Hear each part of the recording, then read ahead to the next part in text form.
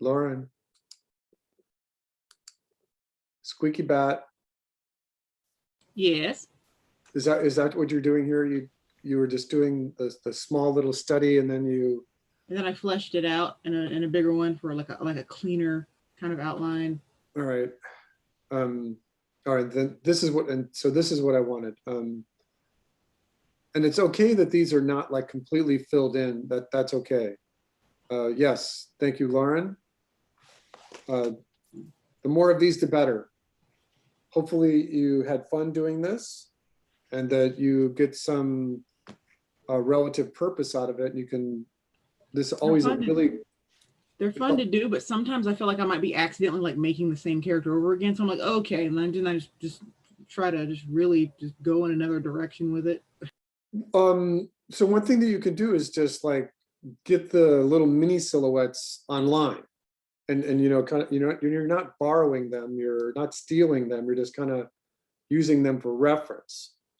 You know, another thing that you can do is watch a sports game. You know, you have basketball right now, professional basketball, baseball is starting.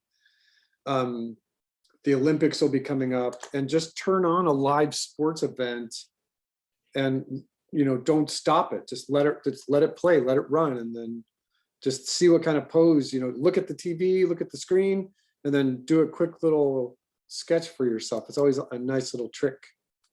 All right, thank you, Lauren. Annika.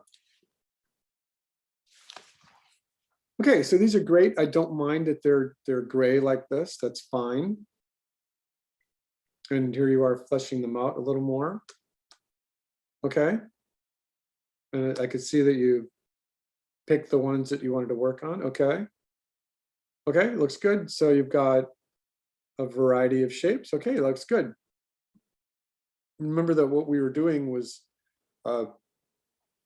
not only working in silhouette, but I had you thinking about the little shapes on top of the line of action so that when you flesh them out, you maintain that. And it looks like you did that well. Okay, thank you, Annika. Fernando.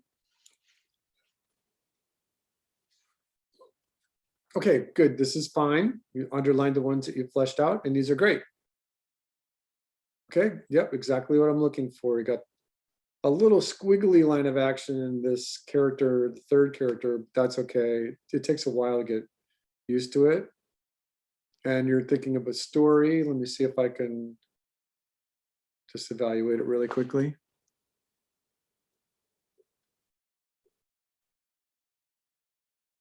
Okay, so we will go over this this idea of doing thumbnails a little bit more completely, but this is a good start. Thank you, Fernando. Noah. Okay, great. Excellent. Yep, that's exactly what I wanted.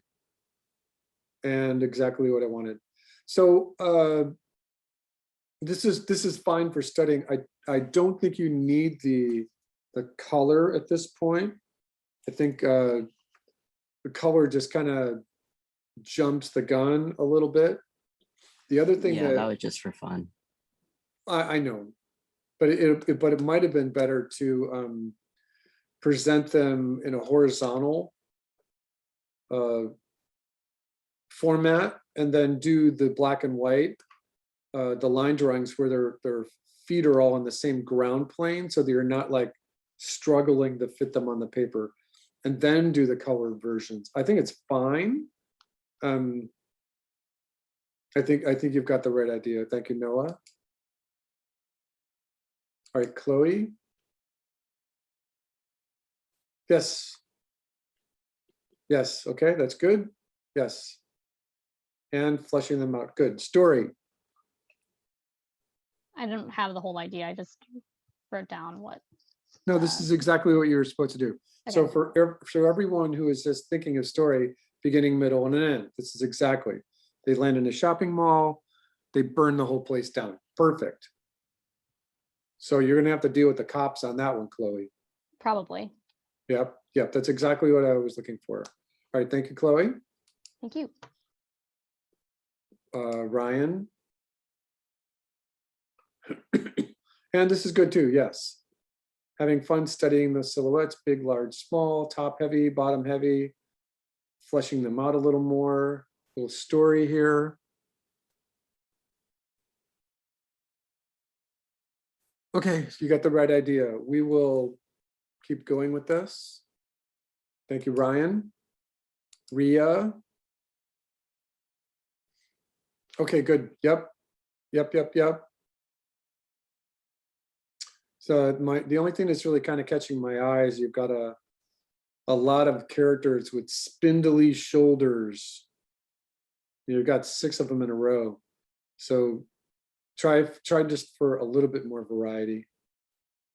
But then you lose the spindly shoulders in your other Yeah, it's stuff, because I was working on different ones. right?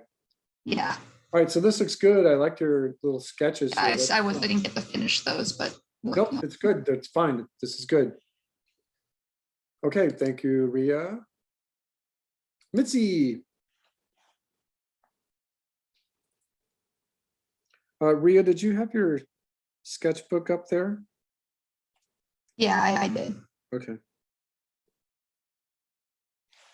I haven't finished. I just posted the silhouettes. Okay. I'm having a hard time like figuring out a story and stuff. Okay. All right, so these are okay, Mitzi, good. And you're studying some more, and these are, so when you're fleshing them out a little bit more, bring them up. Remember last week I said that these were like 1 to 1.5 inches, and then bring them up to about 4 inches when you're studying them a little more carefully. So Yeah. you only have them about 2 inches. Yeah. All right, thank you, Mitzi. Nada.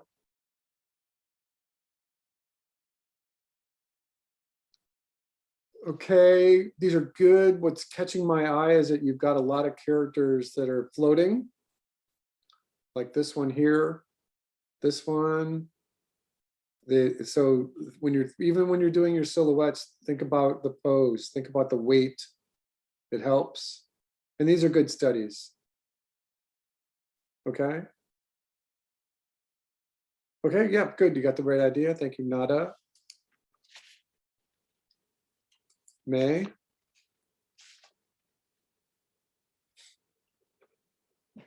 Okay. Yep. And you're studying them a little more. Okay, yeah, looks good. And exactly what you were looking for a story. Beginning, middle, end. Yep. Okay, thank you, May.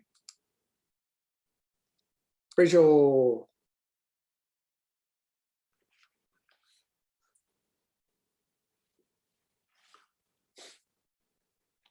Kidoki, yep. Fleshing them out a little more. Okay. Okay.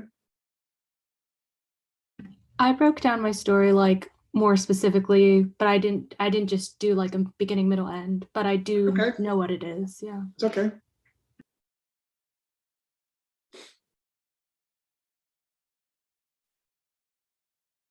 I'm reading it, sorry.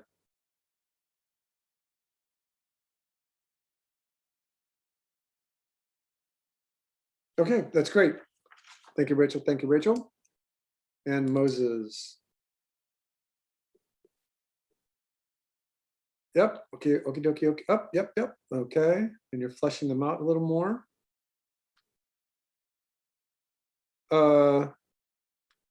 Remember when you're fleshing them out, bring them all up about 4 inches. Moses, Mr. Moses. Okay. So yeah, your little mouse guy. Yeah. I mean, he might be I small. kind of wanted to draw them like in comparison to their partner. Yeah. So I should have just drawn the partner bigger, I guess. No, that's fine. But then just draw these cleaner. Mhm. All right. Yeah. And then your story.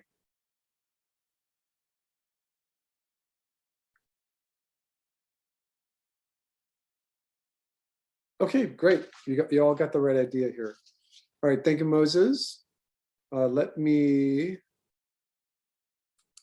go back over to the other folder now.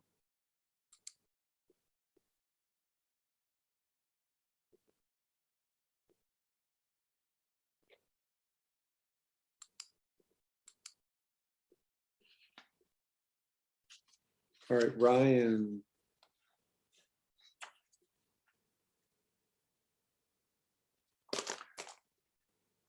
Ryan, are you here right now? I'm here. I think Okay. you looked at my silhouettes already though. I did. Oh, so you put them in two places? No, I only put my silhouettes. I put my silhouettes in the silhouette place. I put my sketchbook in the April 6th folder. Oh, okay. I don't, why is this not loading?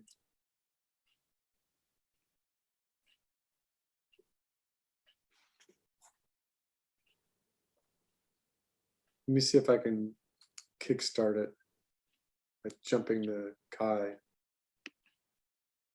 All right, so this is just sketchbook. Oh, I think I know what the problem was. Because it only let me upload it as a PDF, but the file wasn't. So I changed the file type to PDF, but now I can't open it. So does that mean you tried to change the file type by just changing the extension? Yeah, Yeah, you're not allowed to do that. yeah. I mean, not just in my class, but you're not allowed to do that in the computer world. Right. So this is not a file anymore. You broke the file. Yeah, I'll go fix that right now and re-upload it. So yeah, you would always have to export or save as in order to do that.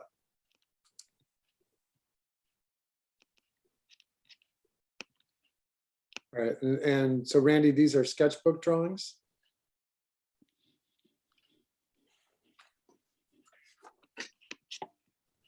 Yes. Randy, did I see the silhouettes that you drew? No, you haven't. Okay. 2 PDFs. Try to get these as a single PDF with multiple pages. Oh, there we go. All right. All right, so you got the right idea. These are looking a little rough here. I always have to kind of catch myself because rough is usually a good thing. I think that the more precise way of talking about this would be just a little undefined, a little bit too much undefined. At this point, you really want to lock down your line of action and the volumes on the parts. And so you've got arms that are little different sizes. So it's just a little bit sloppy here. Try to, in this 4-inch kind of drawing, always try to be quite a bit more precise than your silhouette. All right, so thank you, Randy. All right, I'm going to refresh On that. this. What's that? There was more. There was one what? No, there was another page. There was another page.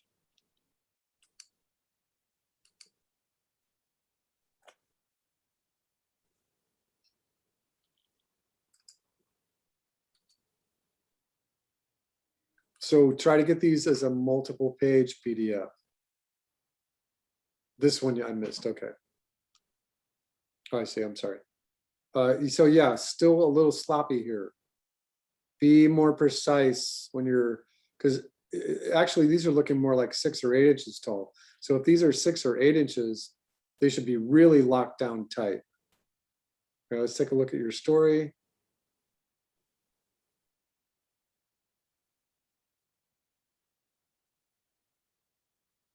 So I think that you've got the idea here. And we'll talk about this maybe even as early as today. But the whole idea of a story for animation is action. So I know that you're all very used to watching TV and sitcoms and stuff like that. But really, there's not a lot to animate right here, right? And so where this is okay, and you totally get credit for it. But the idea in animation is to animate the verbs, have good action. All right, but thank you, Randy. All right, did I miss anyone? Did I was anyone? able to put in my silhouette, but that's it.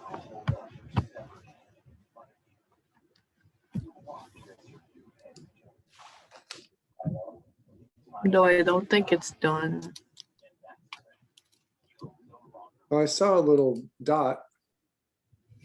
It's there. Okay. Okay, so Emma, this is correct. So do you have another, the 4-inch study that's coming up behind it? Yeah, I'm trying to upload that one as well, but I can't find it in my computer. Oh, nice. All right, thank you, Emma. This is correct. This is absolutely correct. Okay. All right, so what I'd like to do right now is begin to talk about the more of the essence of character designs. And there's a bunch of theories and a bunch of things that are practical. So what I'm going to do right now is I'm going to jump around a little bit, but that's okay. If any of you see on your own computer that you've managed to get an upload working, let me know and I can always jump back over to this. All right, so let me just get this written down and logged in here. All right, so the plan right now is to start developing these designs just a little bit more. More detail, more precision in proportion of size of parts. Because at this point, what I would like to just remind everyone and mention to everyone is that, and this is just a re-mention, by the way, is that we spend a really quick amount of time working in the character design here, or life drawing in a class like this, but really you would spend a huge, an enormous amount of time working in the idea of character design itself. All right, so what I'm going to do is I'm just going to do a couple of things for you. And I'm going to get you started. So what I'm doing right now is just kind of a demo for what is going to be your homework for next week. And that is finalizing the designs. So, and I have to just get my settings working here.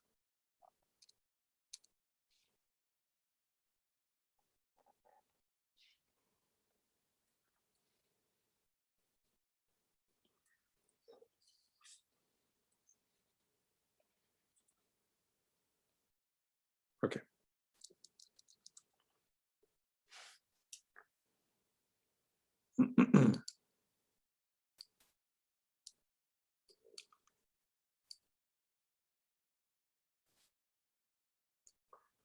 Okay. So there's just a couple of things that we want to start with. And the first thing that I'm going to do here, let me find it.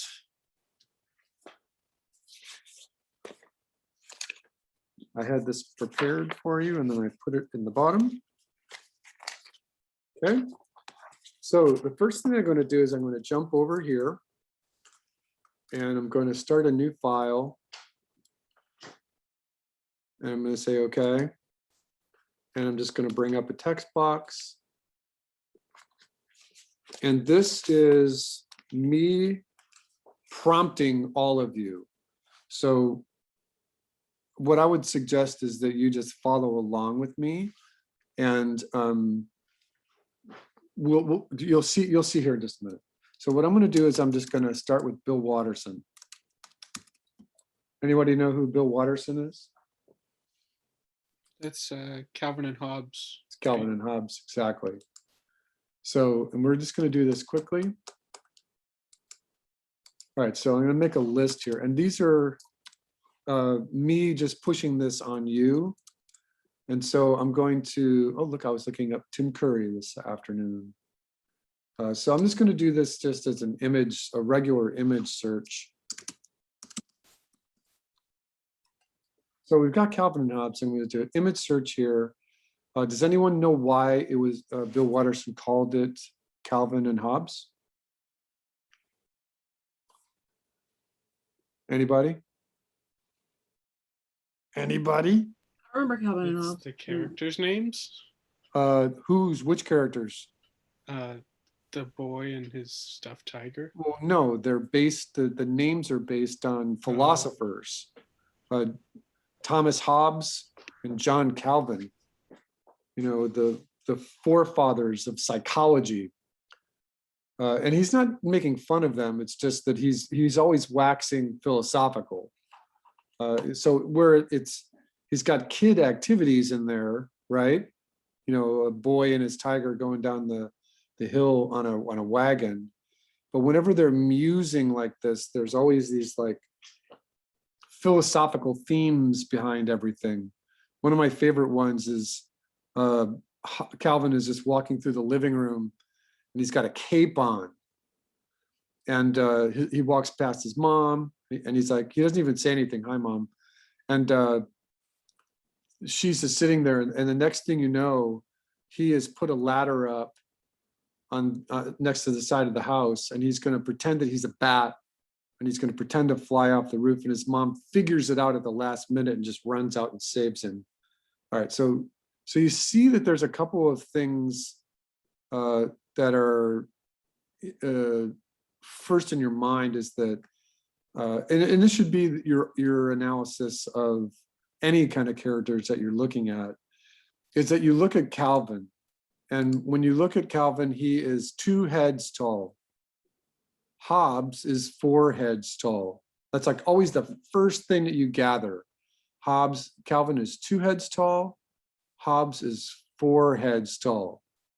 All right, so let me go back here. Next one.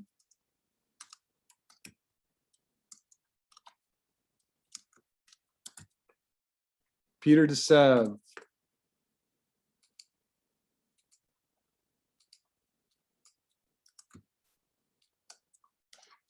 All right, so Peter de Sève has been designing characters for New Yorker magazine, for feature films, for animated feature films, for all kinds of things.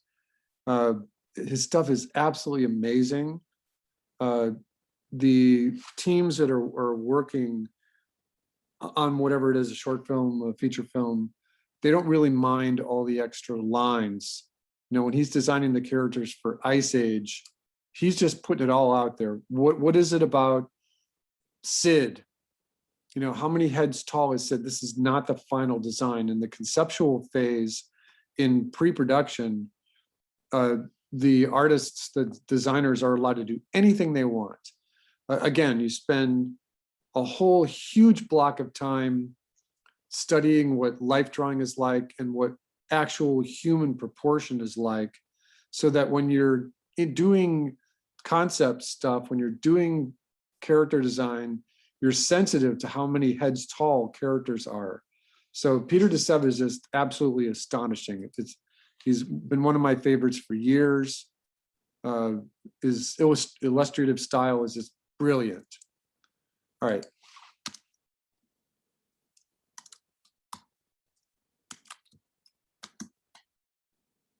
All right, then we have Carter Goodrich.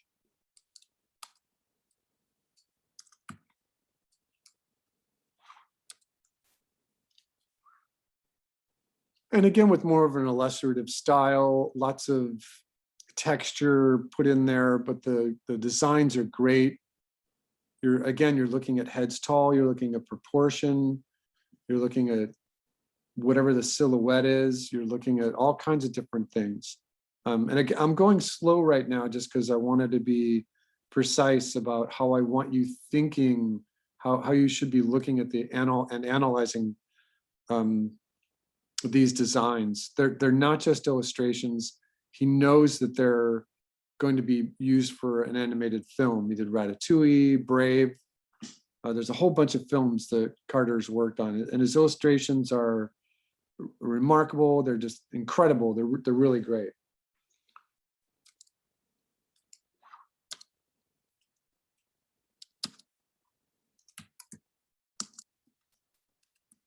All right, and then the next one is Sarah Mansinga.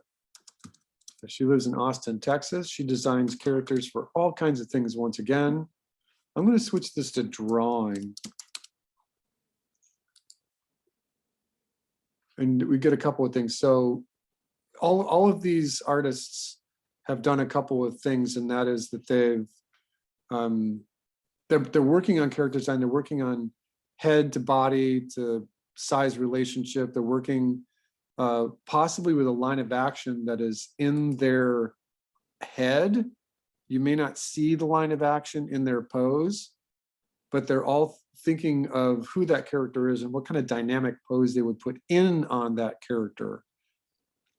You cannot do a pose like this without thinking line of action, you know. And like I said last week, there's one particular approach where sometimes the artist is thinking that the exterior contour line has a line of action to it as well. Mike Matese, the Force artist, draws like that all the time, and it is valid, but again, you can see the line of action going down the middle of the form. You can also see the line of action. You know, there's one particular drawing that Sarah did of a cat that's just absolutely perfect. It's her little Egyptian cat. I think I might have even shown it to you before. I'm not seeing it. Oh, this one. So this is a really good example of having a very simple compound curve for what is the line of action and just some really great exterior contour lines. You can't be sloppy when you're doing a drawing like this. All right, so you got Saraman Singha. I'm going to add one to my list, so give me one moment.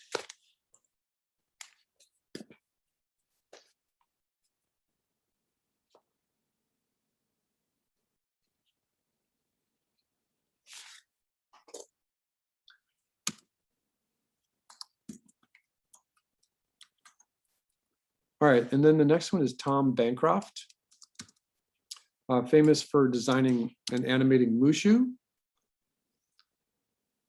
His brother, I forget his brother, Tom, and I forget his brother. They both worked at Disney for many years.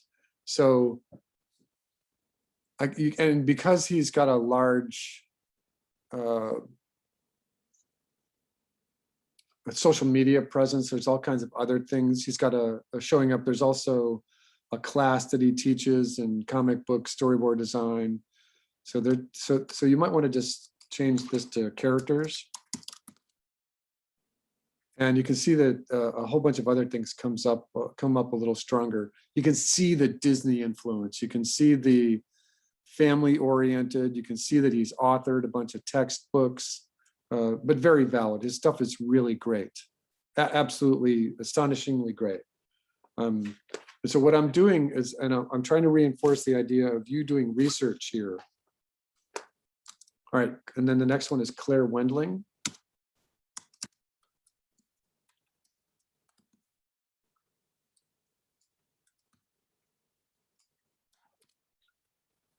All right, so Claire started out her artistic career just doing illustrations. They didn't relate to animation until a bit later. So things have both kind of a illustrative or fine art kind of look to them. And then you'll see that there's little hints of animation in there. But it's always good to have a range.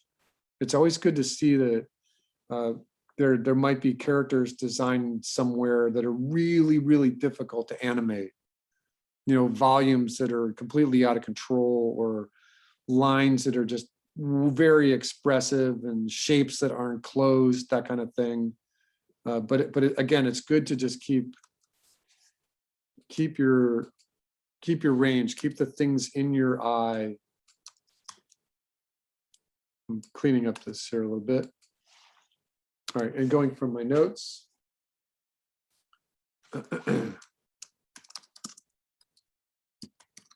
All right, so when you're looking at Lou Romano, you always want to stay away from Ray Romano, because Ray Romano did the voice for Manny in Ice Age.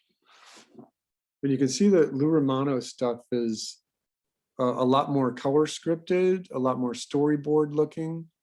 Henry Selick has used him on occasions. Brad Bird has used him on occasions. Let's see if we can get more of a drawing. So again, there's rear. I don't think they're related. All right, so you can see that there's a big difference between Lou's drawing style and his color script. The way he was handling color scripts is just really amazing. It's the cat's meow. All right, so let's keep going here.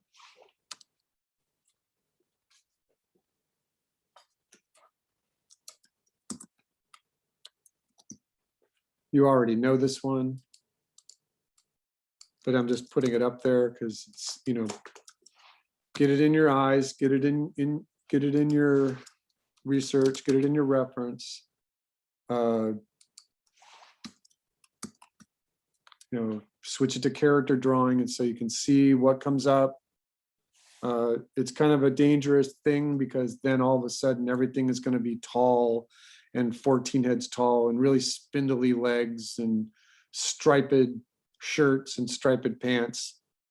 So it's good to know that if you're pushing that envelope, that's what you're going to end up going for, is something dark and Tim Burton-esque. All right, so next one.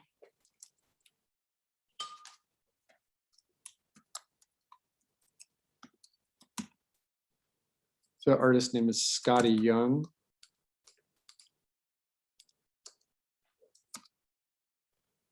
And Scotty is just like, he does every Comic-Con. He's pissed as everybody about being home, because he was like, he would go to every one of the Comic-Cons, East Coast, Chicago, Colorado, Denver, Southern California. He was just going all over the place selling his sketchbooks. He's a book illustrator. You know, he's just really, really prolific. I love his stuff. Lots of great proportions. He's worked in comic books. He's worked on all kinds of things. He has his own comic book called I Hate Fairyland. And I'm not seeing it here, about a little girl named Gertrude. And I'm still not seeing it, but that's okay. He's got a very ink style of drawing. So it would be very difficult to animate this guy, impossible to animate this guy. You would just never be able to do it without simplifying the lines and maybe losing half of this aesthetic. And so, but it's good to know that, you know, how far do you want to push the details on your character? Scotty does his pencil drawings with just a blue pencil very lightly. And then he has a brush pen that looks very similar to this. And then he just cleans up right on top of it. And then he erases the blue line. And again, with all these lines in here, it would be very, very difficult to animate it. But if you wanted to try something like this and then see how the simplification might work, then that's why we're doing this. That's why I'm helping you with your research right now. All right, this one's not actually going to help us too much. I just wanted to remind everybody about Mike Matesi doing the Force books. He's the author of, there's like 6 or 7 Force books, and an excellent source for getting the line of action in all forms, getting the weight in every single pose. Absolutely astonishing. He taught life drawing at Pixar. He has his own school online right now. That's him. So line of action, line of action, line of action, force, weight. As an animator, that's what you always, it's just what you're always thinking about, is weight, is the how your character behaves. There's a mass there, there's weight. All right, so the next one.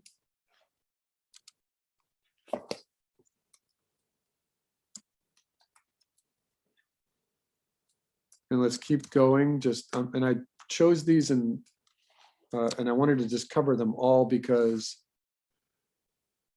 I want you thinking range. I don't want you thinking that we're looking at some sort of anime or Disney or Warner Brothers. You should be open to as many different kinds of styles and proportions as possible. Again, I think that this is a really good example of an illustrative kind of style where it was either a light pencil line with a cleanup paintbrush on top of it, and then how the simplification worked for the animated films that were produced. Not all of them were equally successful, but his career is storied. Here's a really good example of the cat with lots of detail here, and then another version where he's simplified a little bit easier for animation, a lot easier for animation. All right.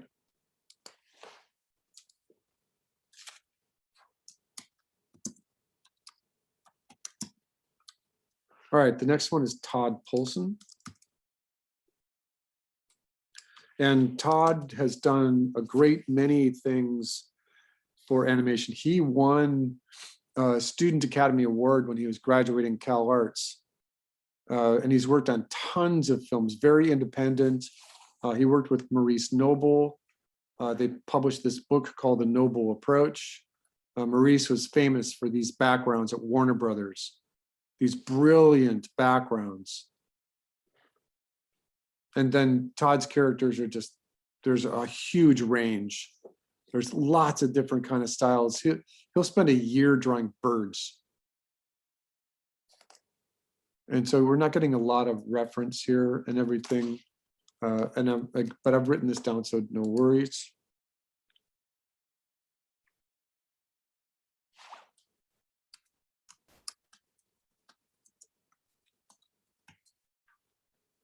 All right, I don't know if I spelled this correctly. Let's find out. And again, I'm leaving the character drawing in there because yeah, this might not be the right.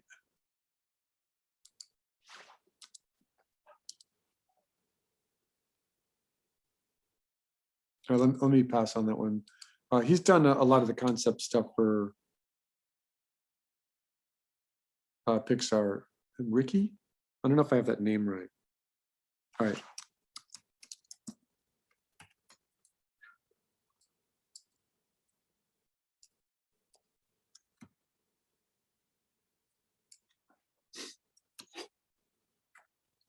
All right, again, you can kind of see the same movies popping up here, right? And I'm getting a lot of these from those making of books that you'll see in bookstores, and if there are bookstores left when the economy reopens, everything's online.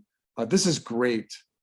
Jason's stuff is just really, really animatable, wonderful concept stuff, brilliant designs. He's been freelance at Pixar off and on. So Jason Deemer.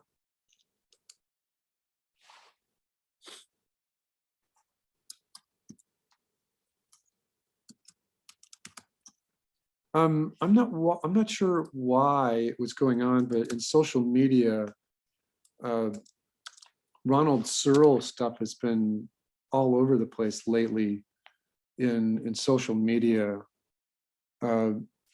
Very, very comic, illustrative kind of style. Very difficult would be to animate. But again, you want to kind of think about, just don't lock in your proportions yet. Don't get settled on it yet. Keep looking, keep researching, fat versus spindly, proportion, scale, line style. Not everything has to just be a solid line all the way around it. So Ronald Searle stuff is great.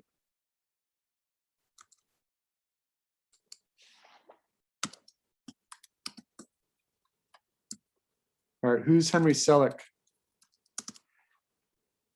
Anybody? Anybody recognize Henry Selick before I hit enter? Nobody? Anybody? Is anybody there? Yeah. Nope. Nope. You directed He Nightmare did James. Before, Oh, he directed James and the Giant Peach and Nightmare Yeah. Before Christmas. It was Tim Burton's story, but Henry directed it. Henry and Tim were classmates at CalArts. Right now he's doing Wendell and Wild and Little Nightmares as well. Henry and Tim Burton share, they're twin brothers practically. He has a pretty dark sensibility, but he as an artist, his character designs are fabulous. So once again, pay attention, Henry Selick. Let's keep moving here.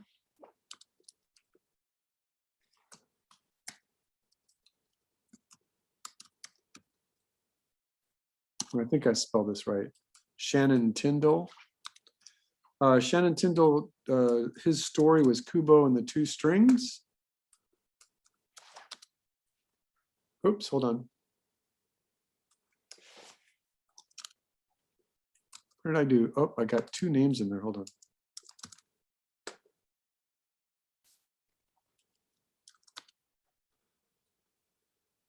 All right, so I might have spelled his name wrong.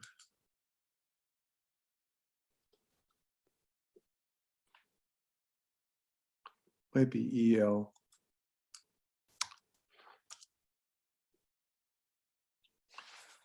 So again, some of these forms are they're beautiful.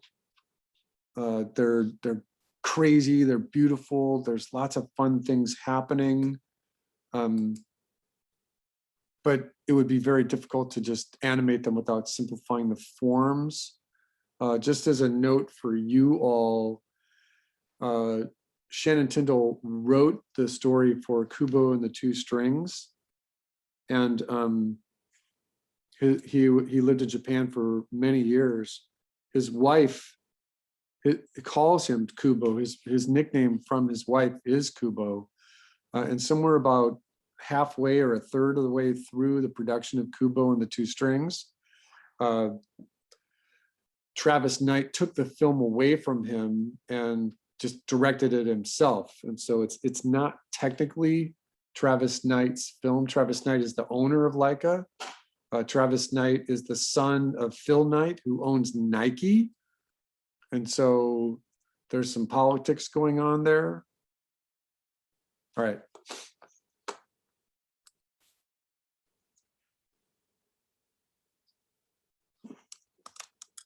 I have to make sure I do this one right.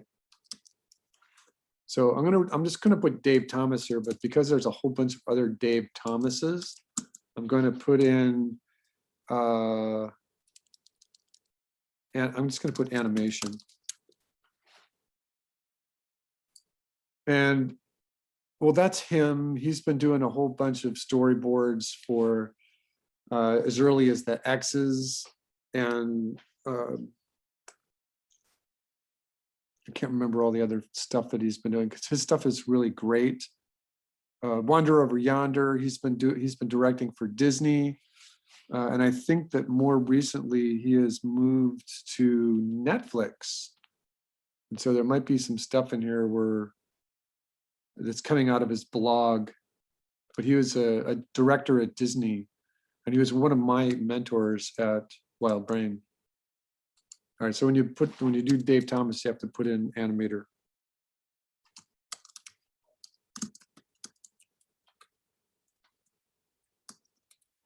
Craig McCracken, Wander Over Yonder. So the other thing that I would like to impress upon you all here is that, so be looking at, what is your favorite TV show? What is your favorite short film? What is your favorite long film? Who are the character designers on that show? If Craig McCracken is the show creator, he also might have designed the characters for Foster's Home for Imaginary Friends. Go and check it out, and then see if we can get some cross references in there, and you can jog your artistic aesthetics just by looking at some things that are not usually in front of your eyes and in your face. What is it that is interesting to you? All right, so Craig McCracken.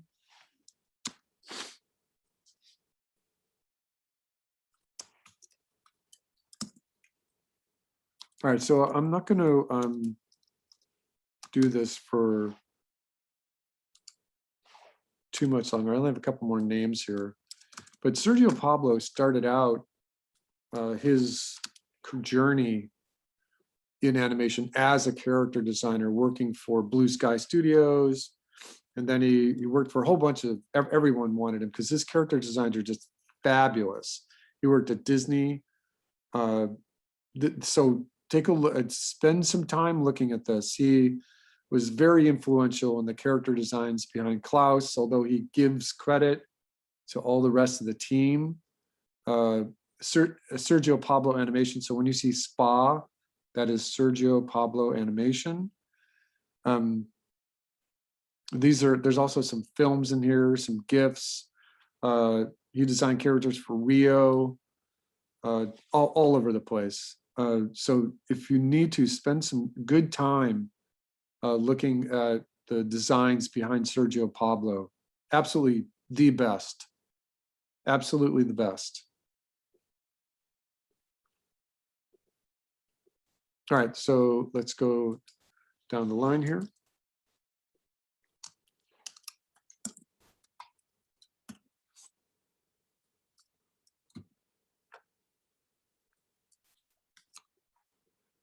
All right, so now we have Gris Grimley. His characters are astonishing. They're crazy. They're great. Very complicated lines and everything. Again, this is on the category of how would we animate this? It would be impossible to animate this out, simplifying it. However, I wanted to just think about this one because he was one of the principal designers for Guillermo del Toro's Pinocchio, which is coming out in just a few months. So Gris Grimley, and again, he's just all over social media these days as well. A really wonderful Guillermo del Toro, Henry Selick, Tim Burton kind of look and feel. You're definitely in a very imaginative world here. And there's Guillermo right there. Gris Grimley.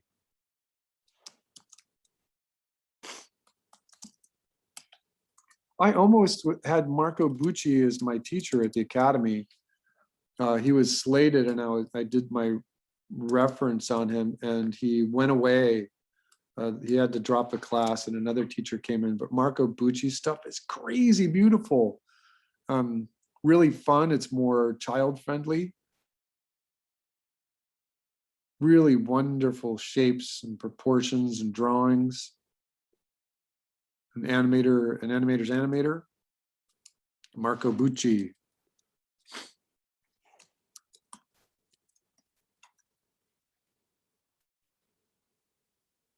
All right, I think I spelled that right. I don't, there's two names, L's and Nicholas Marlett. All right, Nico has been freelancing for decades, everything from DreamWorks to Disney to Pixar. He has this very remarkable style of drawing in a sepia earth tone pencil and then just never erasing.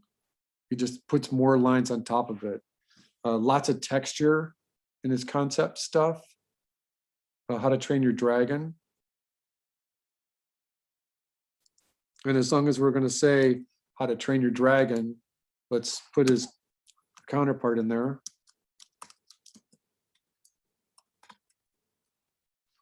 All right, Chris Sanders was a Disney animator for many years. I'm not sure if he was a Cal Arts grad or not, but there's a couple of things to think about. He approached the Disney Studios to do Lilo and Stitch, and they said, "Oh wow, this is a great film. It's a great idea. We should write a script for this." And Chris already had the script done, and he said, "Oh, you mean like this?" And they said, "Yeah, okay." And so he kind of beat them to the punch. And you're not allowed to do that at Disney. Disney will frown wildly upon you if you do that, but he did it anyway. And then they said, well, let's put this in development. And then he had the storyboards already done. And then he came to the directors again, the producers again, and said, so what do you think? And normally storyboards for a feature film like Lilo and Stitch are done by a team of people. But ever since Bill Pete left from 101 Dalmatians in the 60s, that was the last time that any one person has done the entire storyboard. And the Disney people let him get away with it because it was just a really wonderful storyboard, and he just had a really great take on it. This Lilo and Stitch spun off into a TV series. They did straight to video movie. They did Lilo and Stitch 2. Chris Sanders is prolific. He was at Disney when John Lasseter fired him, and I forget why. Again, there's some political controversy stuff back on there. But there's some things to note just about Chris's style. There's not a straight line anywhere. You know, talk about helpful hints, and he'll just talk about how he draws his characters in waves. And when we come back from our break here in a little bit, I want you to start thinking about shapes and definitive exterior shapes. Chris is always curves. It's always really rounded outside curves. Everything's an outside curve. Every single thing he draws is an outside curve. From everything from How to Train Your Dragon to Lilo and Stitch, everything is an outside curve. Really approachable, interesting shapes.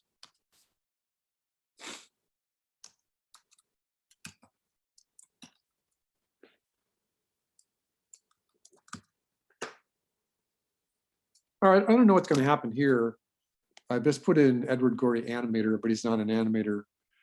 His stuff is really dark and wonderful and goofy and mystical and strange.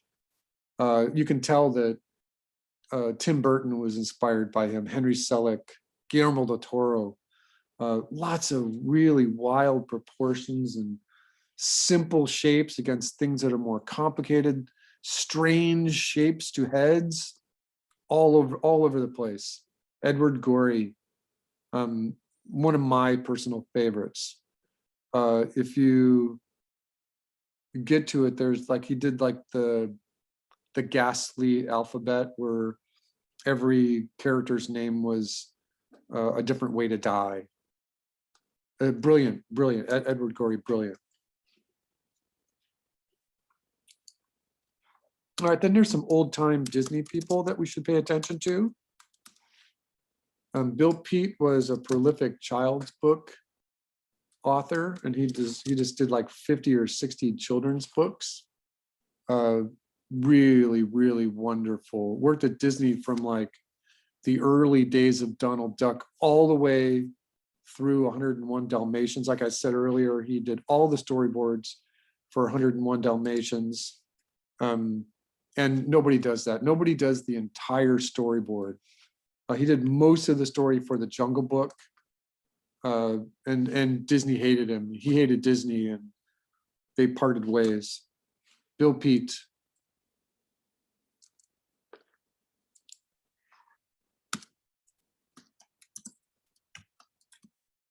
All right, I think I spelled Neil wrong.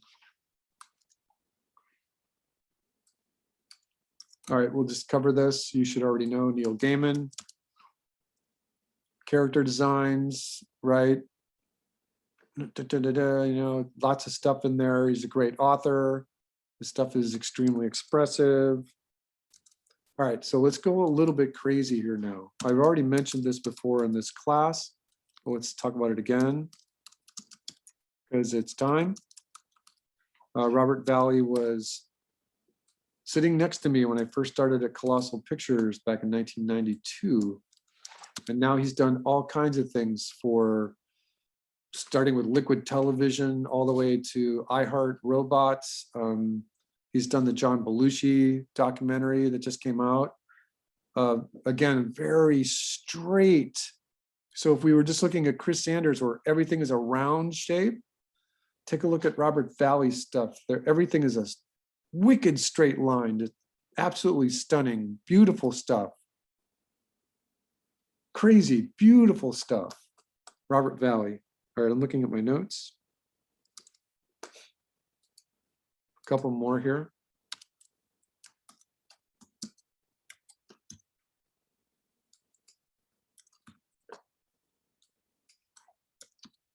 All right, Mark Davis, very early Disney, right? Classic Disney stuff. Mark Davis. Excellent straights against curves, really wonderful female heroines, great villains. Mark Davis, M-A-R-C, Mark Davis.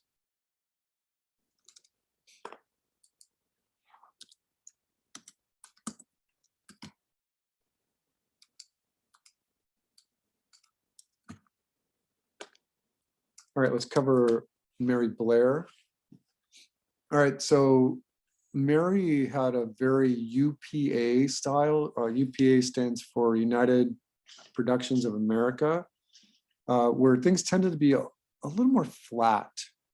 The things that she did for the Disney company kind of gave the Disney style a different style, a different take on how characters were designed just in the pre-production kind of stage. Excellent work with color, excellent conceptual stuff, everything from Alice in Wonderland through Cinderella. Absolutely, absolutely wonderful. Mary Blair, and there were, well, Disney didn't allow very many women in animation, let alone background design and layout. And so she's an outlier for famous women at the Disney studios.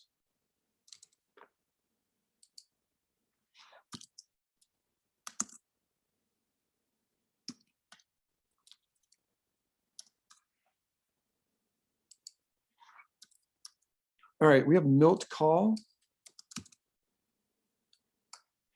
And I like to cover him at this point just because the designs are just like, they're so beautiful, really wonderful proportions, great details, everything he ever did at Disney, everything from Mickey Mouse all the way to the Jungle Book.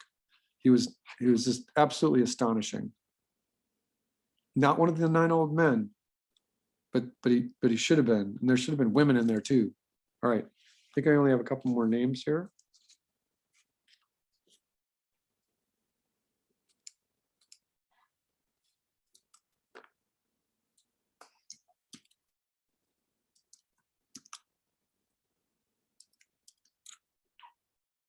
Then we'll do the anime thing with Hayao Miyazaki here. All right, so I think that this is a good place to pause and take a break. What I'm going to do is I'm just going to take these guys right here, and I'm going to put them in the chat for you so that you can just grab them if you want, just right here, right now, today. I'm also going to go and put them as a discussion topic in our class. So these are just designers. And I'm just going to paste them right in there, and I'm going to save and publish. All right. So again, the point that I'm trying to get at here is that you always do this. You always start designing very small silhouettes, and then you bring them up a little bit to see what they look like. And then you go backwards again. Then you go do your research, because sometimes if you do your research first, it affects what your silhouettes look like. It affects what your own design looks like. So remember, we talked about this a little bit last week or 2 weeks ago, where the idea of going back and forth, back and forth, back and forth, looking at reference, designing something. Oh God, that looks a little bit too much like Todd Polson, or maybe that's good, I don't know. And then go back and do some other research. And the more you go back and forth, the stronger your own style is going to be. So this is just the start. There's hundreds and hundreds and hundreds. What I picked here is just a really great list of comic book, pre-production for animation, illustration, both old and new, Disney, modern, all kinds of stuff in there. All right, so this is a great place to take a break. Come back at 8:15.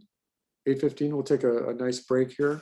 And then I'm going to walk you through what I would like you to do for homework for next week. Take a break. 8:15. Yeah, thank you. Okay, you're welcome.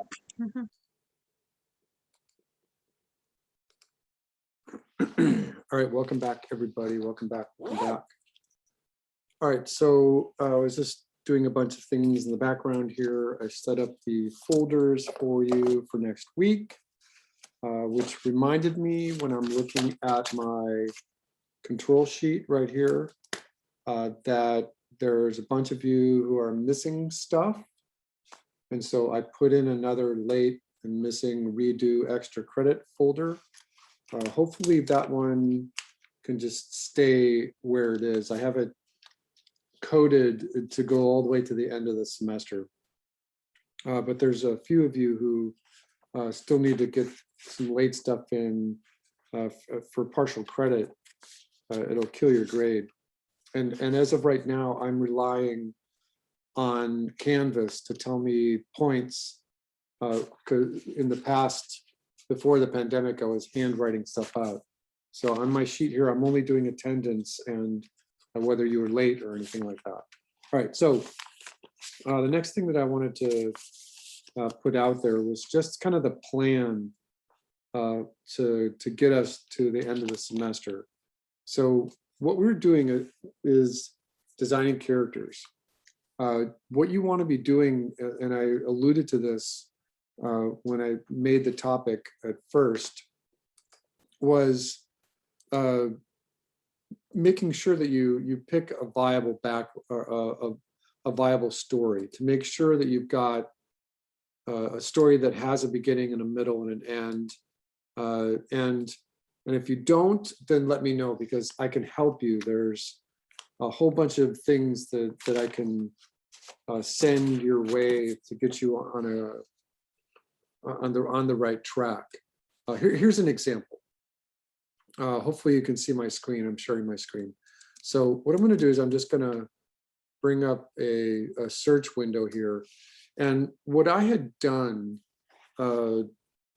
like 4 years ago, 3 or 4 years ago, was that I realized that there were a couple of strange things. And it even happened last year, where if you let a group of students, a cohort, pick their own stories, that they all end up being like the same alien story, or there's like this weird synthesis that you all have with each other, that you end up picking similar stories. And that's not necessarily bad, but where it's a teacher, for me, my POV is I'm looking for a bit more creativity, a bit more spontaneity, a bit more range, stories that are for young kids from one student, and stories that are for adults from another, and stories that are for boys and girls, instead of just like what you typically see in media.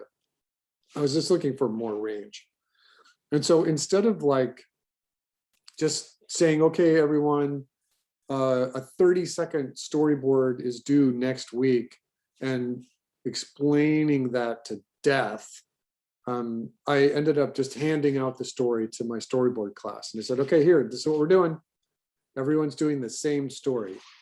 And my prep work for doing that was that I wanted to pick something that was interesting, something that was folklorish, something that maybe wasn't from the country that I'm familiar with. So I found this story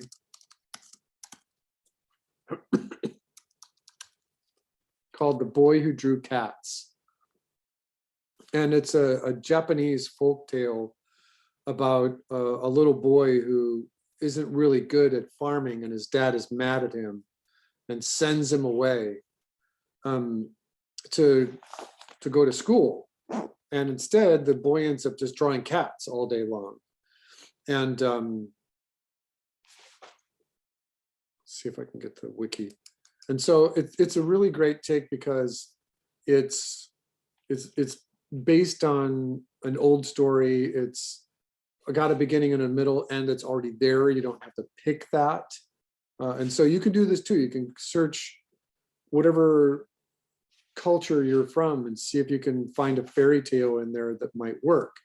This one's not the shortest one, the boy ends up going to one monastery, gets kicked out. He goes to another one. He goes to another temple, and the priest tells him, make sure you hide at night, because you have to stay to the small when you're out at night, or it could be dangerous. And so he hides in a cabinet, and the drawings that he had done on the wall of all these cats come alive and kill the goblin rat, and he ends up becoming famous. There's a whole bunch of different endings. This Wikipedia article is it just brushes the surface of it, but the boy who drew cats is interesting because it can be done.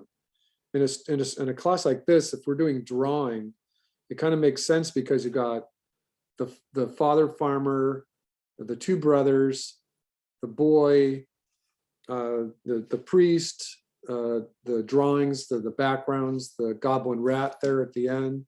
It's a good place to start. So that's just my take on this. And so that's what we're doing. We're looking for final story.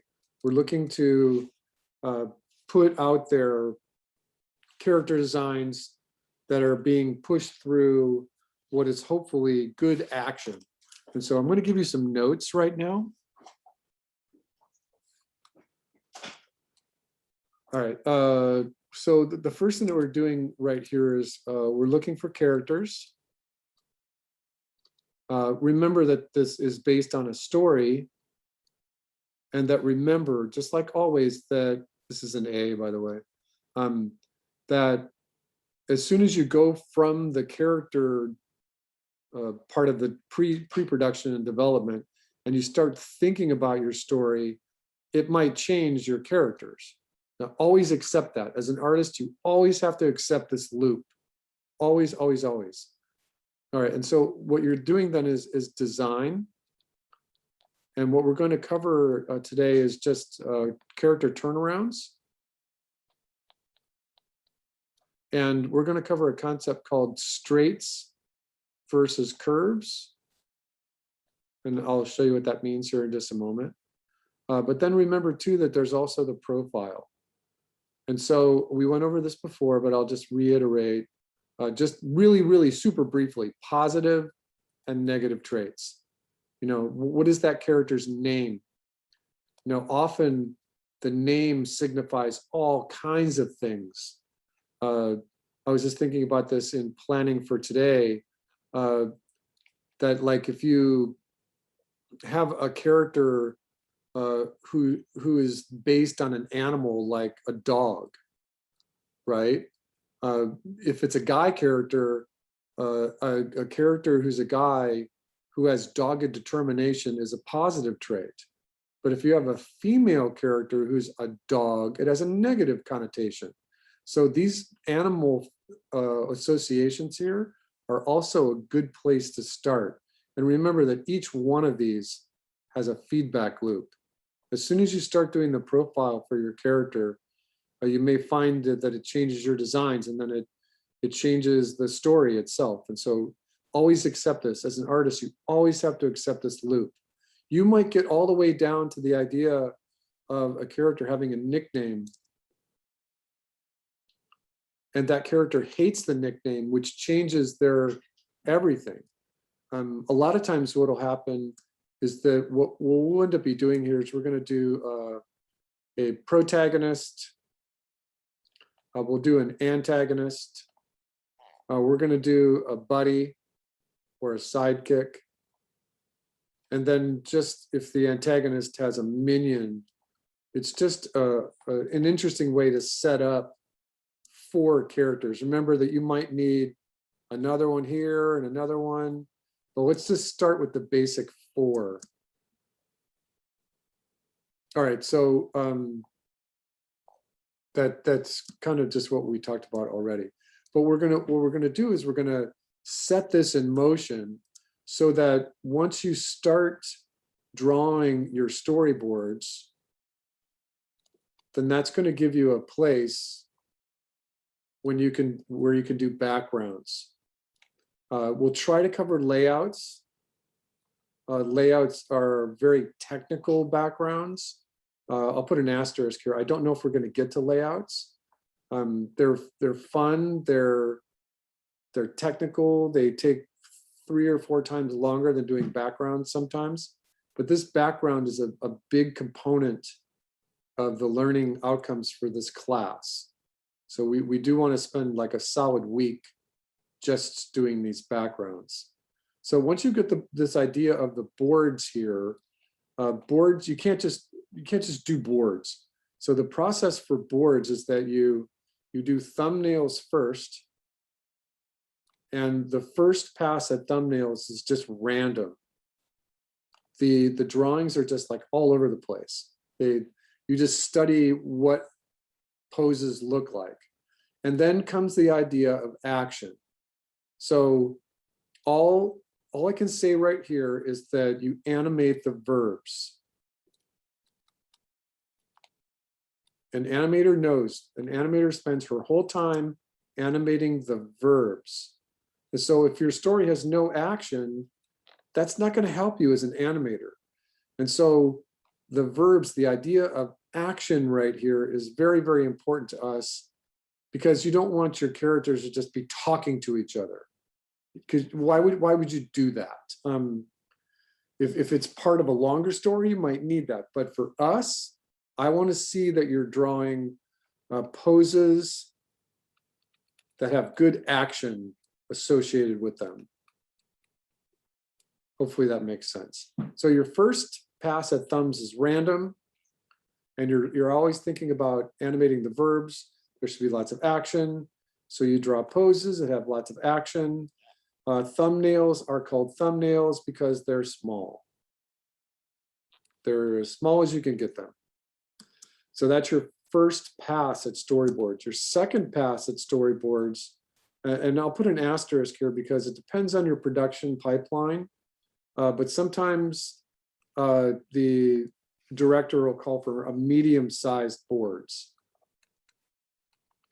And one of the reasons for that is because this thumbnail phase can look very simple.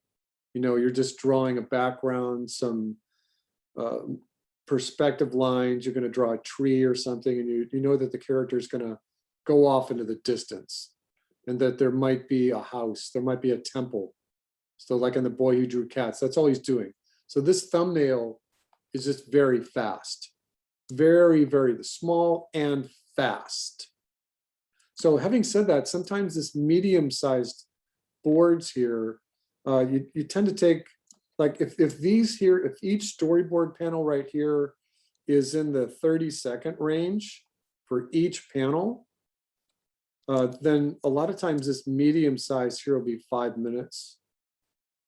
And then it gets into a little gray area, because if you spend more time doing these medium boards, then they end up you end up jumping and doing your final boards. So thumbnails here can be just 1 inch, the size of your thumb. Medium boards can be 2 or 3 inches. And then final boards are usually in the 4-inch range, generally, just to speak. So I'll put another asterisk out here, because a lot of times we in the teaching mode can go from the thumbnails to final boards just fine. We can get those boards working. Sometimes you can skip this medium-sized step. So now what I'm going to do is I'm going to go backwards for just a moment and go all the way back to the beginning here. What we're looking at here are stories that are going to be around, let's just say 40 panels long. So let's do a little bit of math here, just over on the right side. For 1 minute of animation at 24 FPS, that factors out to 1,440 frames per minute. So if you're doing a story that is a minute long, you have 1,440 frames per minute. If you're on 2s, then you'll have 720 drawings, because that's just half of that. There's a thing in cinema called ASL. And what this means is average shot length. And in the olden days of cinema, your ASL was astronomical. Your shots were like 30 seconds long, 40 seconds long. They were just really, really, really long. Nowadays, in the 21st century, the ASL has come down to about 3.5 seconds per shot. That's average. 3.5 seconds per shot. So if you go back and say, I need a 1 minute film, wherever I wrote it, a 1 minute film right here, then if you just look at a clock, you know, a rounded clock, and you say, if I estimate this shots at 5 seconds, and I look at the clock, then you'll have an average of 12 story panels, or 12 different shots, I'm sorry. For each particular shot, and a shot is a cut, then each particular shot has about 3 or 4 panels in it. And that's where I'm getting this number up here. Because then you take this into the 36, or somewhere between 36 and 40 panels. And I'll just put a plus or minus next to that. And that's good for us. Now the problem, Moses, what's the problem? Can you guess what the problem is? There's actually 2 problems. Take a guess.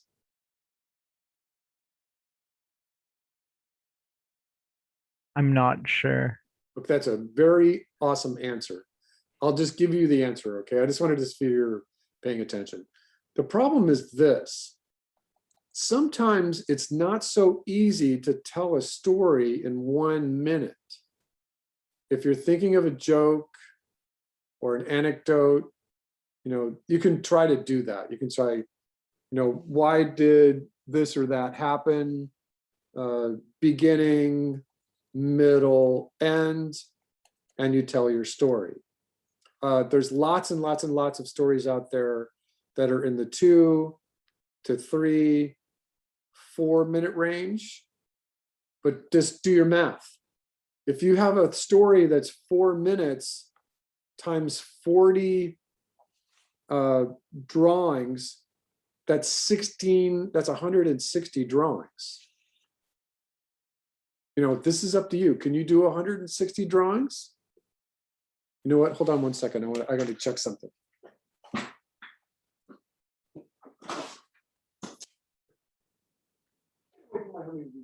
Go away.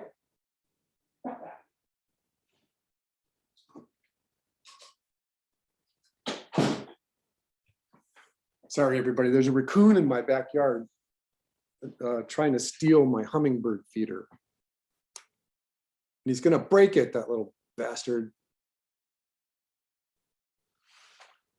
Shit. All right, I'll have to deal with him after class. All right, so does this make sense? You know, 160 drawings is a lot of drawings to do. Right, so this is why I'm limiting it. Is if you have an average shot length of 3.5, and each shot has 3 or 4 drawings, and you factor that out, and we're saying, I'm looking at a story that has about 40 panels, then your story should probably be about a minute to 2 minutes. So here's an option. An option would be, and this is important, so pay attention, was that if you write your story out,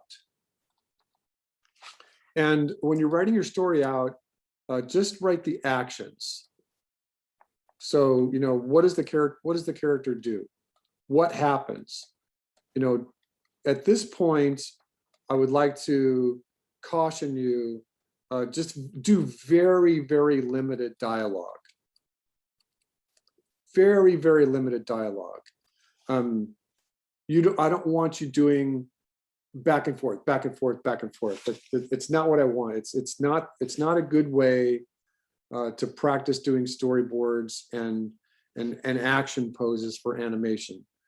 So just think about what kind of limited dialogue there might be. So what happens, and remember that this is what happens for the beginning, the middle, and the end. All stories have to have a beginning and a middle and an end. The option would be is that if you write out your story as a script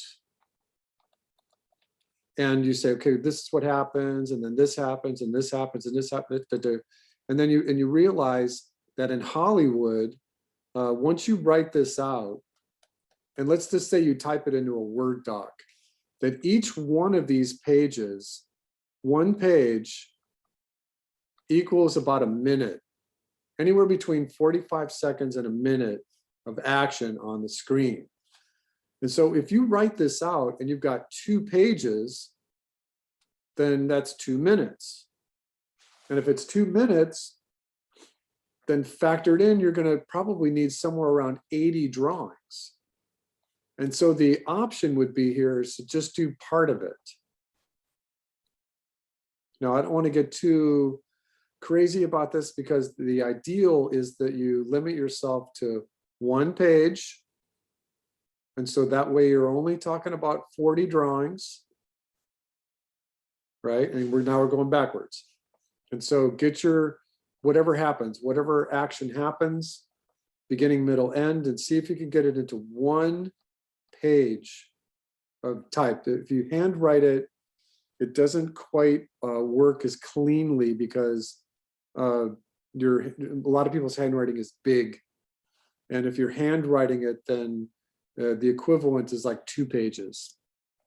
All right, so now I go backwards. So having said that, we're looking at the characters. And in reality, it might be very difficult to introduce a protagonist, an antagonist, a buddy, and a minion in just 1 minute. But for us, we're just going to practice doing this just so we have the size relationship. Remember that if you have your protagonist and you're just designing a character and their size relationship of the buddy is a bit smaller, and then you have your antagonist, and that's a completely different body shape, right? And then they have their little minion, which is some sort of strange character, right? So this is the good way to start here is to, and this is what your homework was for today, was getting this going. Just getting the idea of these quick little silhouettes going so you know kind of the ballpark where to start from. And remember that this should be easy enough so that you can handle any of these background loops as quickly as possible. Hopefully nobody spent more than 2 hours doing their entire homework for this week here today, that you did all those little silhouettes and the 4 drawings that came from it fast enough that you only spent about 2 hours. And if you need to, then you can redo this as quickly as possible. All right, so now we're going to get into how to do a turn.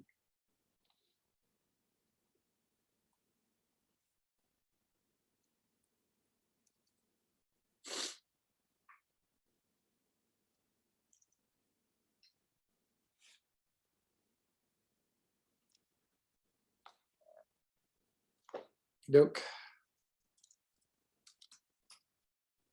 All right, so let's say that you're going to start with your protagonist, and the ideal way to approach this is that you start with your sketch. Let's put the sketch over here, that you have your head, your line of action, you've chosen a body shape that you want to work with. You've picked your overall proportion. In your story, you realize that your character might need some sort of prop. And so this was your first study right there. And I'm just going to kind of leave it sit there. And so what this is the 3/4 view. And so this is the first time we talked about this. So kind of heads up on this one. If I'm looking at the character in the top view, and this is the top of their head, and this is their nose, and the camera is out here, then this is the front view.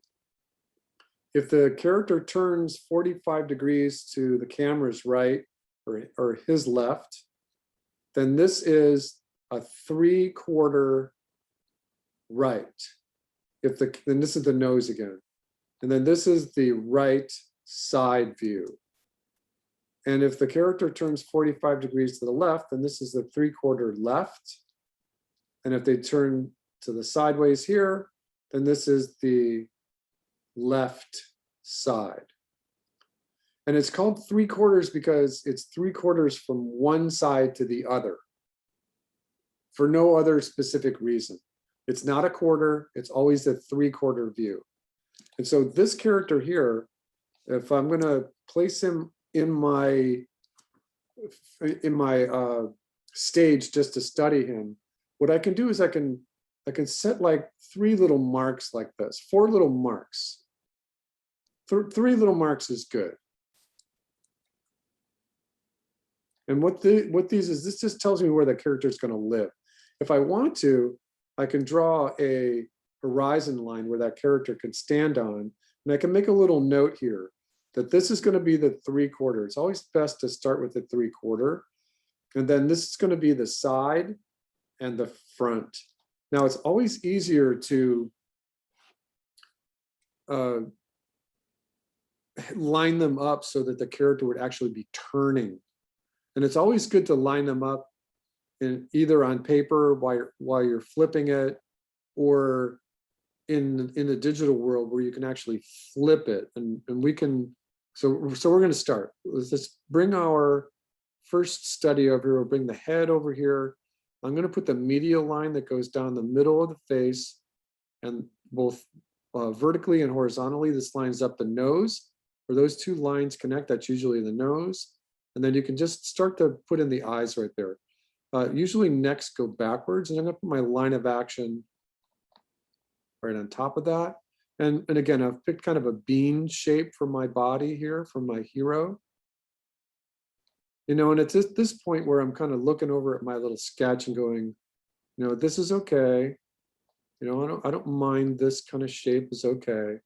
I'm going to give a volume here for the upper part of the body, a volume for the lower part of the body, and I can put the medial line down the very middle where the buttons of his shirt would be. And sometimes it's different. A lot of times it's different than the actual line of action itself. And then I'm going to get the character just in a balanced pose. The feet are spread out just a little bit, and realizing that the instant I do that, it might interfere with the front side pose. So I might have to move that over a little bit. All right, so in the 3/4 view, if a character's feet were standing at a normal standing position, this is their nose again, then this foot would be facing the camera, and this foot is almost sideways. Now you can kind of mess that up a little bit, but remember that this foot then is front and this is sideways. All right, so then you want to put the volumes of the parts of the body on the character. And at this point, I am bipedal. You can do quadrupeds if you want. It's just a little bit more work. I'm going to do the same thing in live drawing by thinking about the deltoids. I'm thinking about contrapposto. So I've got the hips and the shoulders and contrapposto. I've got deltoids. I've got arms that go in and then out. I don't quite like that. In and then out. I don't like that either. Z that out just a little bit. So I'm just going to let this hand come to a natural position here. The weight is on his left foot, and I can mess that, I can change that up around if a little bit.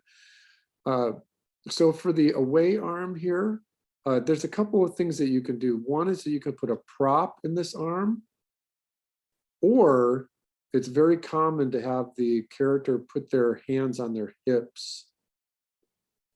A lot of times in this 3/4 pose, you want to, sometimes it's okay to draw the character in character. What are they doing? You know, if you've decided that they're a baker, then they could have their top hat, and they could have, this could be a frying pan, or this could be a spatula or something like that. All right, so this is the arm that's near to us. And then you can go in just a little closer, and you can start thinking about, what is the shape of the nose? What does that eye look like? What is the ear is here? Does it break this side of the plane? Does the character have hair?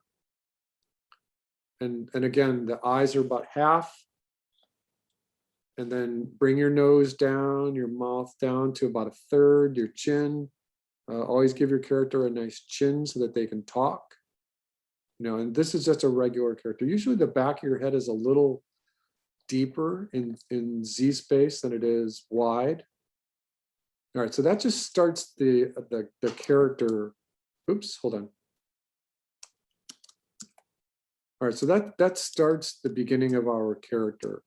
You know, and it's just simple enough. And I'm drawing lightly. And I'm drawing here so that I don't have to erase very much. I am thinking anatomy. I'm thinking elbow. You know, I'm thinking hands. Where does the thumb land? Where do the fingers come about mid-thigh? You know, this character does have a spatula. He is a cook. You know, so in this case, I'm going to give him his little chef's hat. And all of a sudden, I'm drawing my character Bob again. That's okay. All right, so this is always a good place to start. I'm doing this in Toon Boom because if I want to take this color and make it lighter, I can change it everywhere on the stage. It's a brilliant way to work if you have that opportunity. I can always give it an alpha as well, which allows me to work with it really, truly as a rough color. I'm also working with the brush tool because then it has a more pressure sensitivity. All right, so at this point, looking at this character, I'm also not too far into it enough that I can redirect the line of action for the feet. And I can erase this a little bit if I'm not extremely happy with just the initial pose. Because he looked like he was just a little bit too weighted. So I'm going to bring that foot just in just a little bit. Okay, so again, volume. You know, what is this overall shape of the bean? What does the torso look like? What are the volume on his legs? Go back and do your research. You know, where did you leave off with? You know, what kind of characters were you working with? Let's just pick one, right?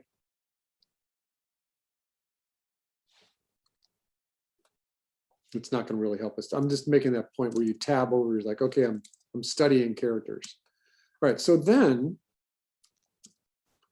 what you can do if you're digital is just take a very light line, and I'm holding the shift key down, and I'm drawing just a couple of very, very light lines. This is the bottom of the chin, and we're going to do our character turn. And I'm not having these lines go all the way across, because technically these lines should never touch the character. All right, so I'm going to use the top of the head, the bottom of the head, the neck, which is the top of the torso. I'm going to set another line for the bottom of the torso. I'm going to set another lineup line for the knees. I can set up another one for the fingers if I need to. And then come to the front view. I'm going to actually jump over to the side view. In my experience, the 3/4 view is always just a little more difficult. There's a couple of things that that are always challenging. Like this line here defining the bicep always overlaps the torso.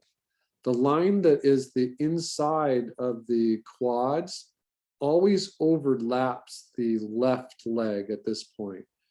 And an example would be is that you don't want to give the away leg, in this case, the left leg, too much volume, because then even though it's overlapping correctly, it'll end up looking huge. The other thing is that we're also talking about style, and that your character design can and really should be anything that you want. But in my book, it's sometimes harder to do the 3/4 view first. I just sometimes you all like doing the first or the front or the side view first, but I use the 3/4 first. All right, so now we're gonna just translate this over to the side view. And I'm gonna bring this closer, just a little closer. All right, so I'm always thinking the shape. There's the oval for the head. This is the side view for you. So you could be looking to our right, his left. And I can start then to put the line of action. I can get the neck always goes backwards, so get that line of action.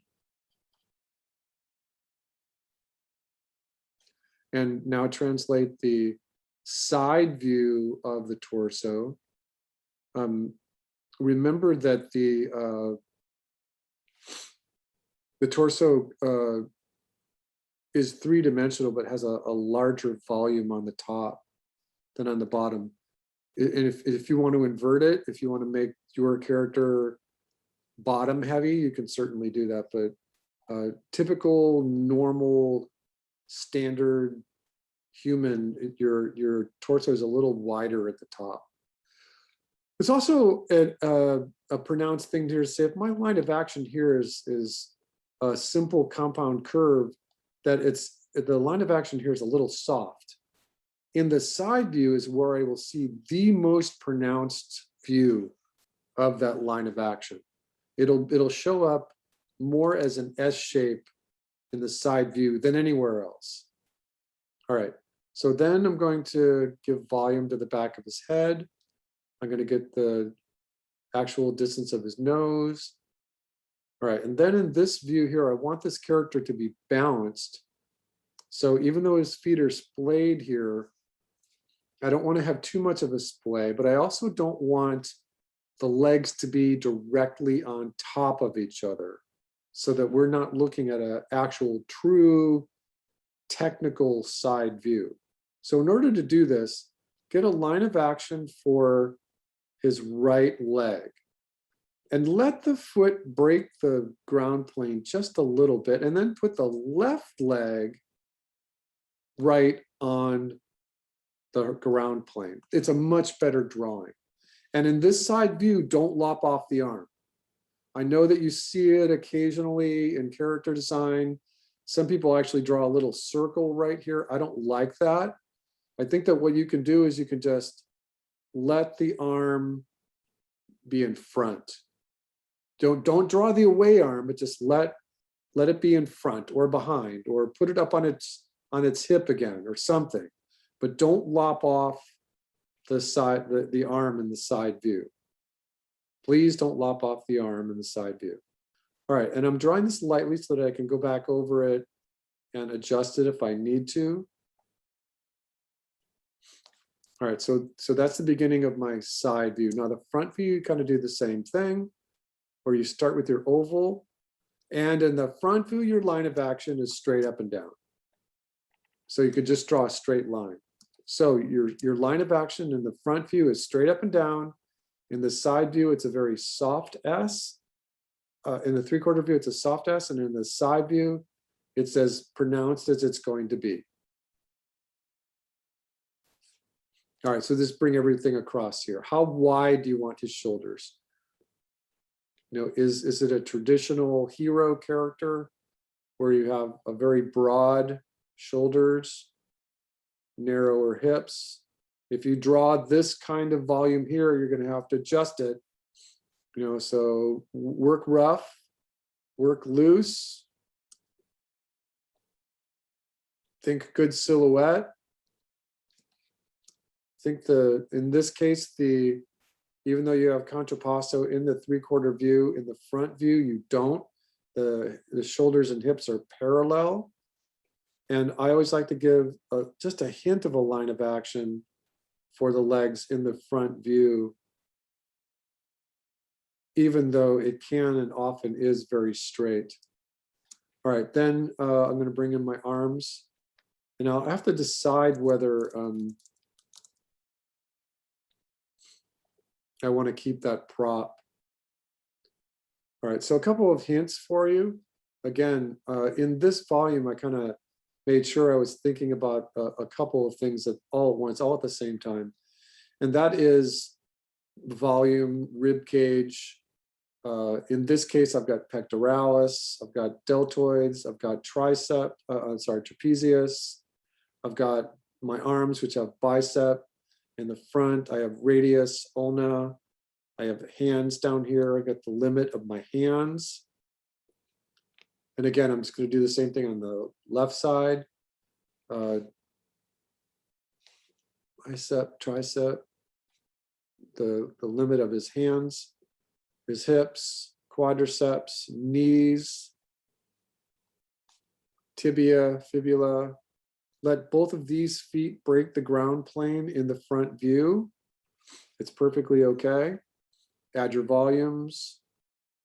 It's good to work from three-dimensional volumes, bones, lines of action, bony landmarks, and then put a drawing on top of this in a darker color that has the costume of that character.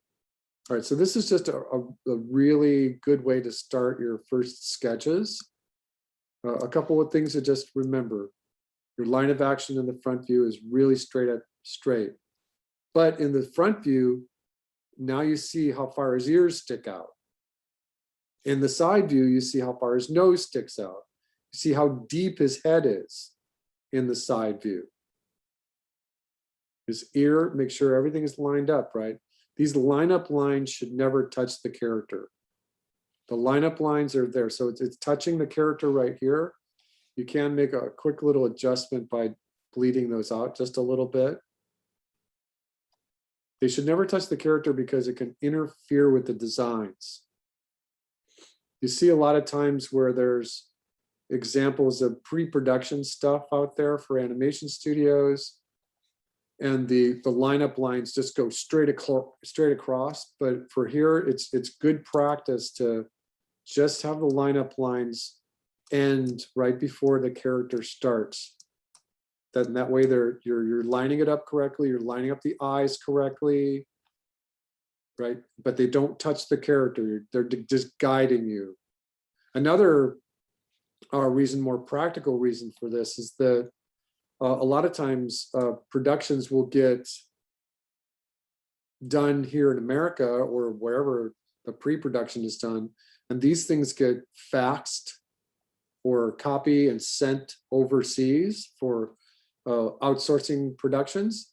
And if their lines are touching each other, they can get muddled. If it goes from full resolution at 1200 DPI down to 72 TPI, all of a sudden what used to be a lineup line ends up being a feature in the character, and you don't want that. All right, so then the next steps would be is to get the volume of the character, all the parts in all the views. Again, you're thinking anatomy, you're thinking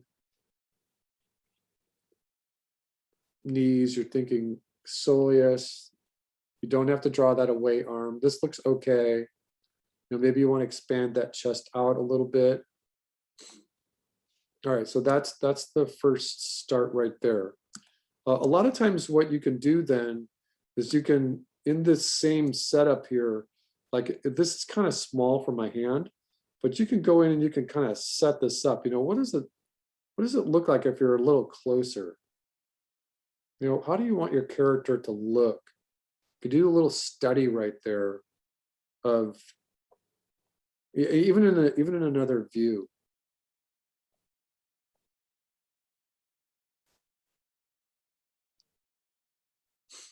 So you're doing like a close-up on the head. So a couple of hints while you're doing something like this. You know, this is the first time where I'm drawing pupils on my character. And one little hint for you is to always, in this, like if he's in the 3/4 left here, it's okay to have this pupil float on top of the eyeball, but that means that the other pupil should be touching the line that is his eye. If you don't do that, he'll end up looking crazy.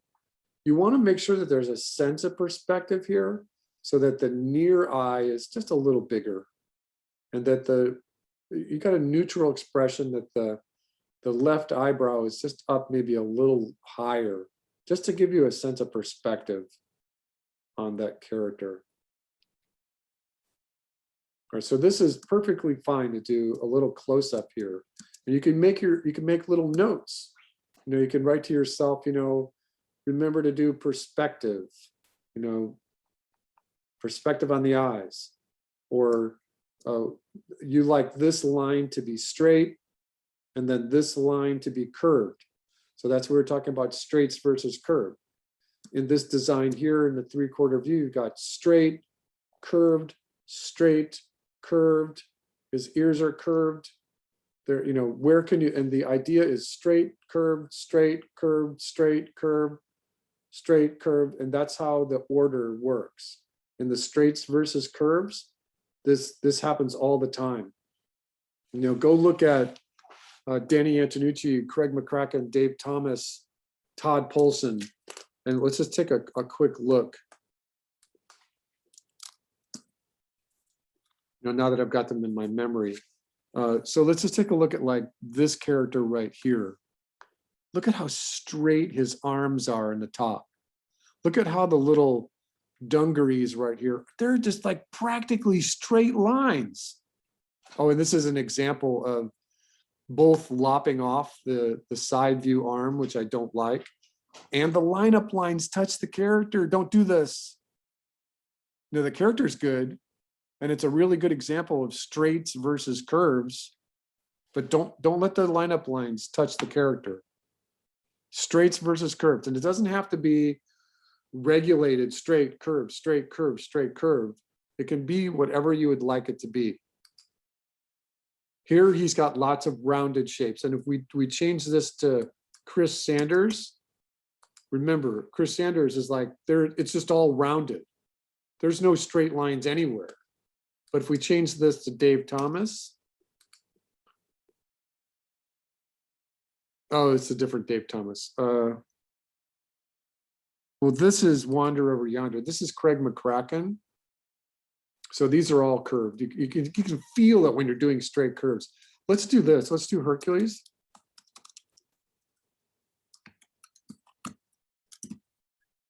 I spelled character wrong. All right, let's take a look at this one. So there's lots of roundy parts that are curved and some parts that are straight. Not all characters have the delineation of straights versus curved. There's a rhythm you get into. You know, you can feel it with a character set. Size comparison right there. And here's a really great drawing of Meg, but the lineup lines are just cutting right through her. It's not the best idea. All right, so let's pick Robert Valley and take a look. So now we're talking about straights versus curved. You know, his character designs are so many straight lines. It's just all straight, straight, straight, straight, straight. So if you compare and contrast Robert Valley's, it's like lots of straight lines. And if we look at Chris Sanders, it's like all curves. It's all curves. It looks like he almost unintentionally had a straight line here on her leg right there. All right, let me think if I can think of one more character who has really good straights versus curved.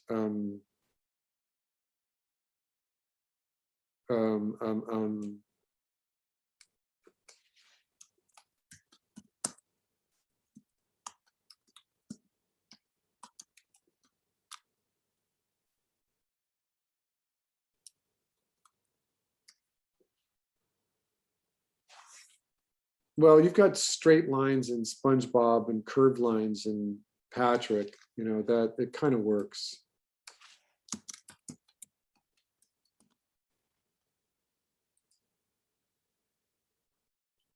All right, so this is giving an example. Don't do this.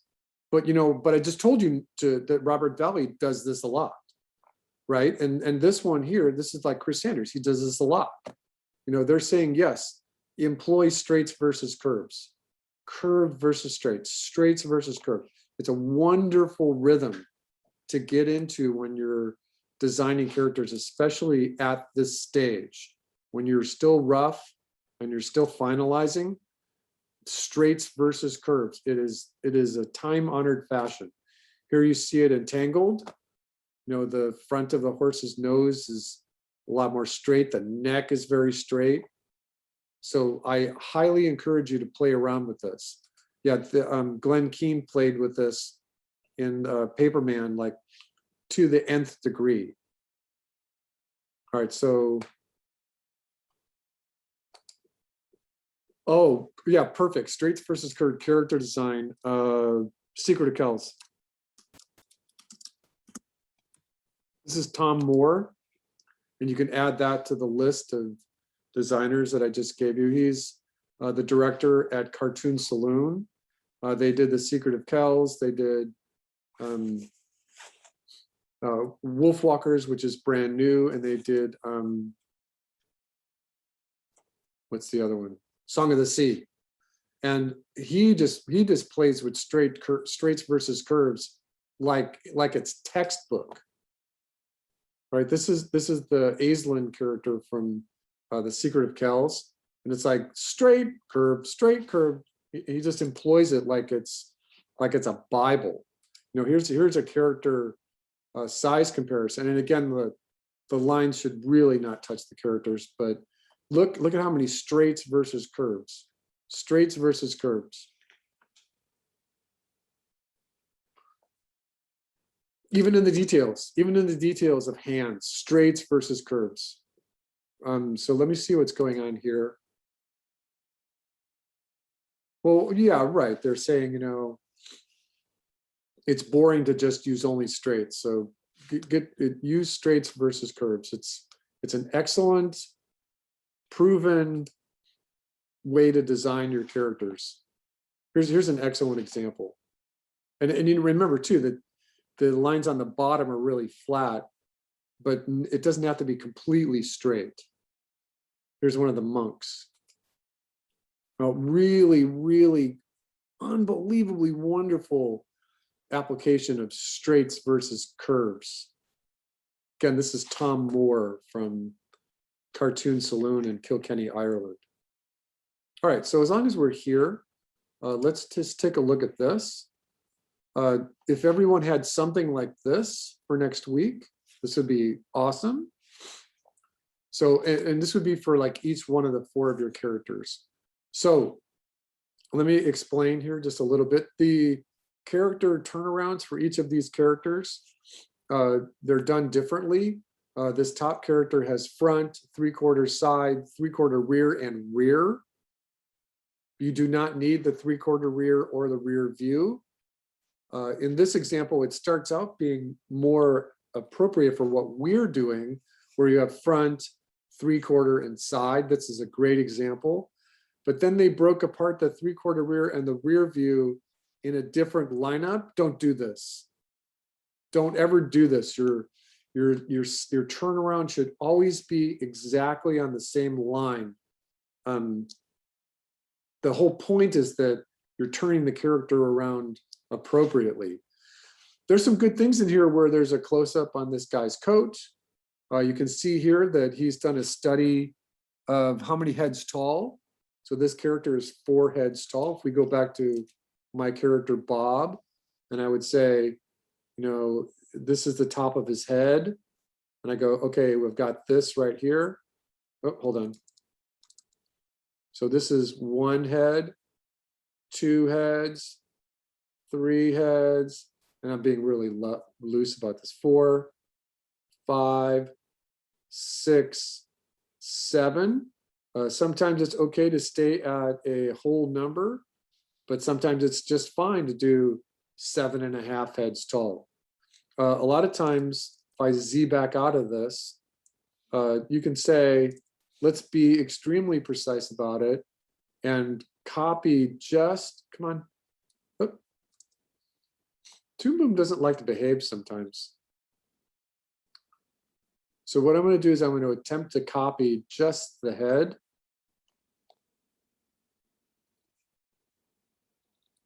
And I got too much, hold on. Oh, hold on. All right, so I'm going to do this a different way.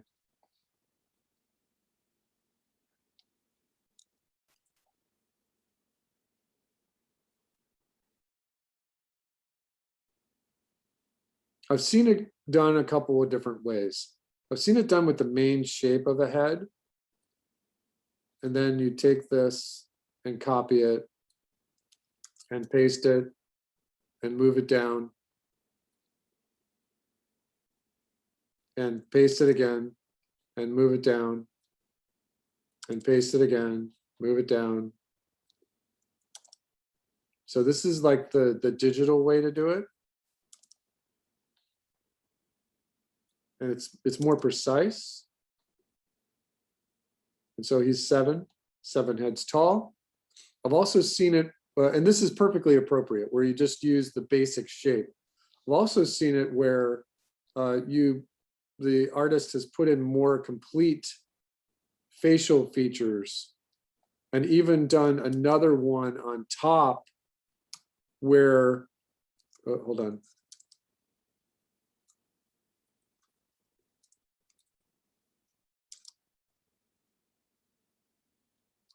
And it's not letting me do it. Hold on.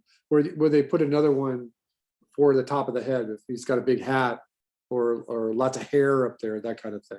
So once again, I think that this is a really good example. You do not have to have the characters painted for next week, but this is a really good idea for drawing heads tall, doing the character turnaround, maybe studying a little character facial feature here. What does this little prop look like? What does their clothing look like? Making little notes for yourself, that's ideal. That's ideal. And once again, this example, the lineup lines are touching the character, and the lineup line should never touch the character. It just gets too confusing if they're touching the character. All right, so let me zoom back out of this. So you would need 4 pages. Ideally, you would need 4 pages, one for the protagonist and their buddy, another one for the antagonist or the villain, and the minion or the antagonist and their buddy. And again, I think that it's good to just start with basic shapes so that your characters are all different sizes and shapes. In here, you can also say this character's name is Bob. He's a chef. He loves movies. And you can start to do a little characterization of him in there. So just where you have this, these notes here can just be easily, he's afraid of spiders. Right? What are they afraid of? What are their weaknesses? What are their regrets? You know, he hates something. What do they love? What do they hate? What pushes their buttons? And you can put it right there, right in this little design sheet. I'm using a 16:9 layout here in Toon Boom, but you could just turn a regular sheet of paper sideways. It's fine. It doesn't. You could be 8.5 by 11. And this is just me lecturing for you today. All right, do I have any questions? I'm gonna, whoops, hold on.